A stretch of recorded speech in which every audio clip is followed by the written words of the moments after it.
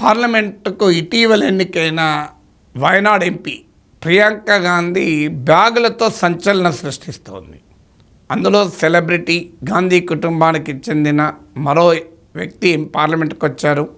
Priyanka Gandhi glamour ఎక్కువ అంటూ కాంగ్రెస్ నేతలే కాదు బయటి వారికి కూడా చెప్తూ వచ్చారు. రాహుల్ గాంధీని తగ్గించడానికి కూడా కాంగ్రెస్ వ్యతిరేకులు కూడా ప్రియాంక గాంధీని ప్రొజెక్ట్ చేస్తూ వచ్చారు. ప్రియాంక గాంధీ ఎట్టకేలకు చాలా ఏళ్ళ హెజిటేషన్ తర్వాత ఆమె పార్లమెంటుకు పోటీ చేశారు. మొదటిసారి గెలిచారు కూడా.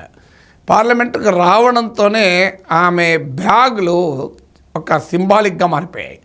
సిగ్నేచర్ స్టైల్ కామెంట్ అంటే కొన్నిసార్లు కమ్యూనికేషన్లో రెండు రకాలు ఉంటాయి, వర్బల్, నాన్ వర్బల్. అంటే నీవు ఏమి అనకపోయినా నీ చేతల ద్వారా నీవు కొన్ని సందేశాలు పంపచ్చు. అన్నా అనుకోండి, నువ్వు ఆనందంగా ప్రకటించినట్లు, లేదా ఇలా కొట్టుకున్నావు అనుకోండి, నువ్వు ఏం చేయకుండా ఇలా కొట్టుకున్నా కూడా యు ఆర్ నెగటివ్. ఇలా అన్నావు అనుకోండి వద్దు అని, ఇలా అన్నావు అనుకోండి కావాలి అని. ఇవన్నీ నాన్ వర్బల్ కమ్యూనికేషన్స్. అందువల్ల విక్టరీ సింబల్ చూపెట్టడము, ఇలా రకరకాల పద్ధతుల్లో కమ్యూనికేట్ చేయొచ్చు మెసేజెస్ను. సో ప్రియాంక గాంధీ పార్లమెంట్లో ఉపన్యాసాలకు కూడా మొదలుపెట్టింది. ఆ ఉపన్యాసాలను కాంగ్రెస్ పార్టీ చాలా ప్రశంసిస్తుంటే బీజేపీకి అనుకూల మీడియా ఎకోసిస్టమ్ అర్నబ్ గోస్వామి లాంటి వాళ్ళు వయనాడ్ ఎంపీస్ ఫస్ట్ మేడన్ స్పీచ్ ఇది బిగ్ ఫెయిల్యూర్ అంటూ ఆయన అరుస్తున్నాడు. ఇవన్నీ జరుగుతున్నాయి. ఈలోగా తన బ్యాగుల ద్వారా ఆమె సిగ్నేచర్ స్టైల్ కామెంట్లు చేస్తోంది. మొదట్లో ఒకరోజు మోడీ అదానీల బంధం పైన కాంగ్రెస్ పార్టీ ఇతర కొన్ని ప్రతిపక్షాలు తీవ్రంగా వ్యతిరేకిస్తున్న సమయంలో బ్యాగ్ పైన ఒకవైపు మోడీ అదానీ ఫోటో, మరోవైపు మోడీ అదానీ బాయ్ అన్న మాటలు రాసి ఉన్న బ్యాగ్ తీసుకొని వచ్చారు. ఆ తర్వాత పాలస్తీనా అని రాసి ఉన్న బ్యాగ్ తీసుకొచ్చారు. దాంట్లో వాటర్ మెలన్ సింబల్ కూడా ఉంది, అంటే పాలస్తీనా సాలిడారిటీ సింబల్గా చెప్తారు. సో అంతకు ముందు రోజు పాలస్తీనా రాయబారి వచ్చి ప్రియాంక గాంధీని వయనాడులో గెలిచినందుకు అభినందించి కూడా వెళ్ళాడు. సో పాలస్తీనా అని రాసి పెట్టడాన్ని బీజేపీ చాలా పెద్ద ఇష్యూ చేసింది. కాంగ్రెస్ పార్టీ ముస్లిం లీగ్గా మారిపోయింది. కాంగ్రెస్ పార్టీ ముస్లిం ఫండమెంటలిజాన్ని ఎంకరేజ్ చేస్తోంది. బంగ్లాదేశ్ హిందువుల గురించి మాట్లాడని కాంగ్రెస్ నాయకురాలు పాలస్తీనా గురించి మాట్లాడుతున్నారని. ఇంట్రెస్టింగ్ ఏంటంటే పాలస్తీనా పైన కాంగ్రెస్ వైఖరి బీజేపీ వైఖరిలో తేడా లేదు. అధికారికంగా మోడీ ప్రభుత్వ వైఖరి ప్రియాంక గాంధీ వైఖరిలో తేడా లేదు.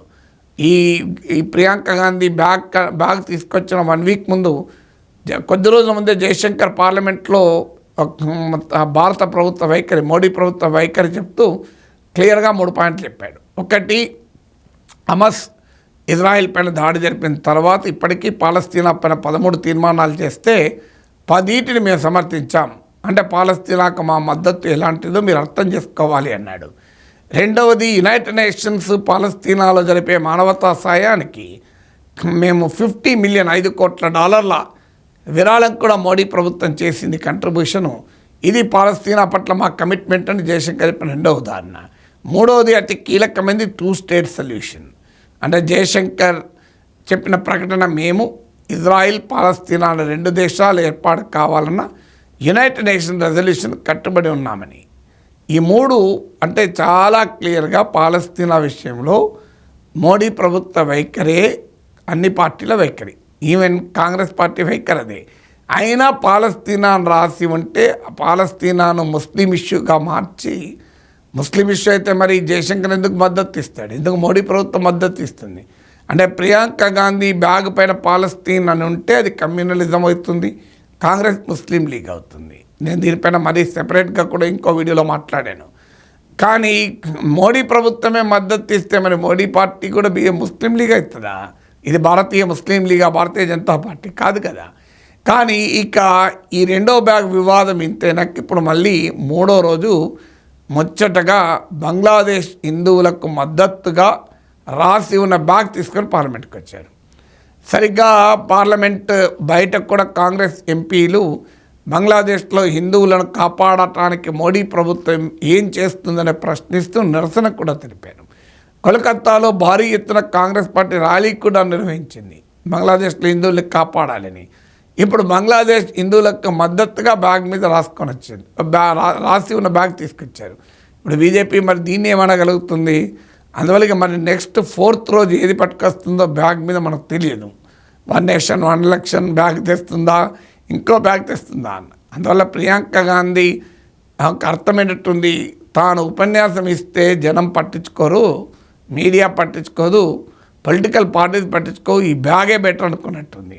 అందువల్ల రోజుకు ఒక బ్యాగ్ పట్టుకెళ్తా, బ్యాగ్ పైన కాంగ్రెస్ పార్టీ పైన బీజేపీ అటాక్ చేయడం, మీడియాలో సోషల్ మీడియాలో బ్యాగ్ చుట్టూ సెన్సేషన్ జరగడం. కారణం ఎలా అవుతుంది? చెప్పదలుచుకున్నది ఏ రూపంలో చెప్తుంది? అది బ్యాగ్ రూపంలో చెప్పినా, బ్యాగ్ పైన స్లోగన్ రూపంలో చెప్పినా, పార్లమెంట్లో స్పీచ్ రూపంలో చెప్పినా అల్టిమేట్గా జనంలోకి వెళ్ళిందా లేదా అన్నది పాయింట్ కదా.